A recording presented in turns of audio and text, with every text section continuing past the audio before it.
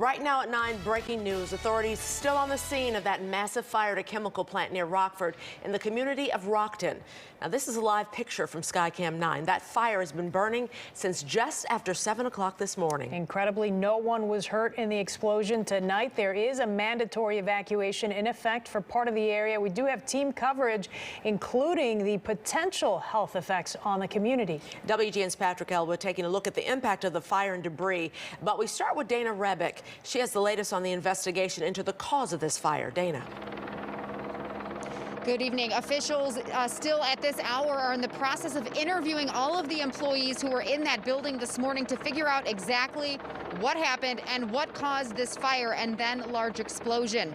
This is a live look from the ground here. We actually had to move quite a ways down the road from where we were earlier tonight because the direction of this smoke plume changed and the police forced us all to evacuate our staging area, and we're just a little bit further now from this scene.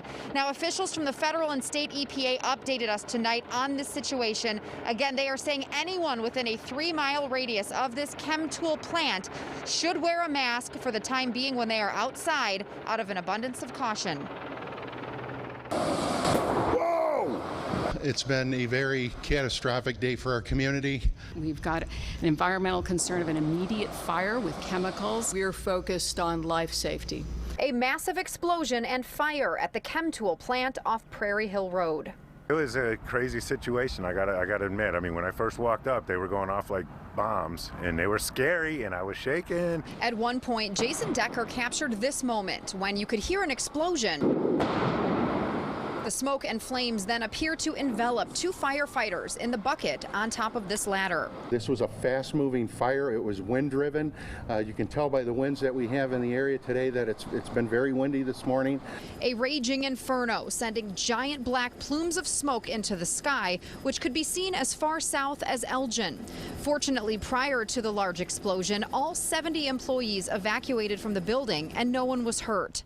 As a precaution, fire officials asked residents and employees working within a 1-mile radius of the lubricant manufacturing facility to evacuate as well. It's going to take forever to put it out, and just worried about what's going on around it, trees and the homes of all the embers falling on. The Rockton Fire District chief said pretty quickly they decided to suspend all fire suppression efforts, not wanting to put any more water on this blaze, concerned about chemical runoff into the nearby Rock River. Tonight they feel it's still not safe for the evacuated residents to return home. Please be patient with us. We're going to continue to monitor this as the night goes on, and if we have any updates or if we have any further evacuation concerns, we will definitely get those out to you. And again, we are told this fire could take several days to burn itself out. There are embers that have been dropping to the ground from this smoke plume, and we're told we're starting small grass fires in the area all afternoon. That kept firefighters very busy. There are 45 different agencies that have responded here to this scene today from southern Wisconsin and northern Illinois.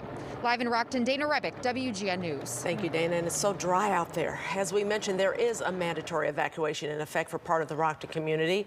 Residents in the area have not been told when they can return home. WGN's Patrick Elwood is live in South Beloit tonight with that part of the story. Patrick.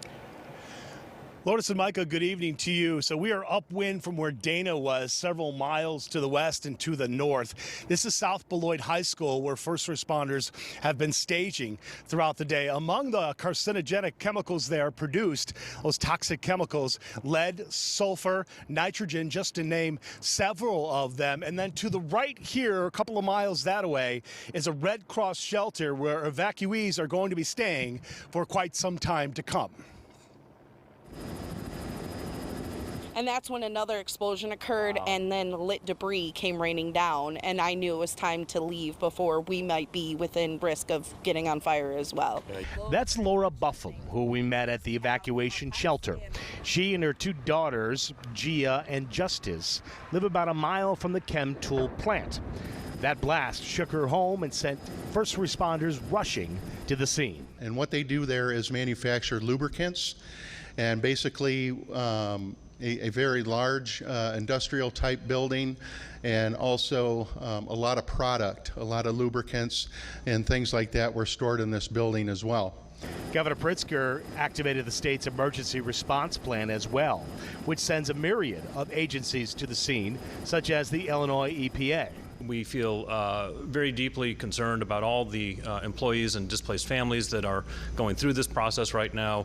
We're very concerned about their health, obviously. We're very concerned about the aftermath of what has happened at the facility, and so we're going to take every precaution that we can to err on the side of being overly protective. The greatest concern, Kim says, is the acrid, pungent smoke and its toxic particulates that could make their way to the close-by Rock River. The Red Cross has established a shelter at the Roscoe Middle School where classes just ended only several days ago, says the school superintendent. We've had some folks coming into the school building for comfort and care this afternoon, a cool place to stay, being fed, and then we're setting up and planning for an overnight shelter if needed. And for people like Laura and her 2 daughters, they are all anxious to hear what is being done to protect their home. Are they protecting the homes in the area, the immediate area then? Since obviously that's quite a large plant. We don't know. Are we going to be here all night? Do we have to leave the area? We just don't know what's going to happen next.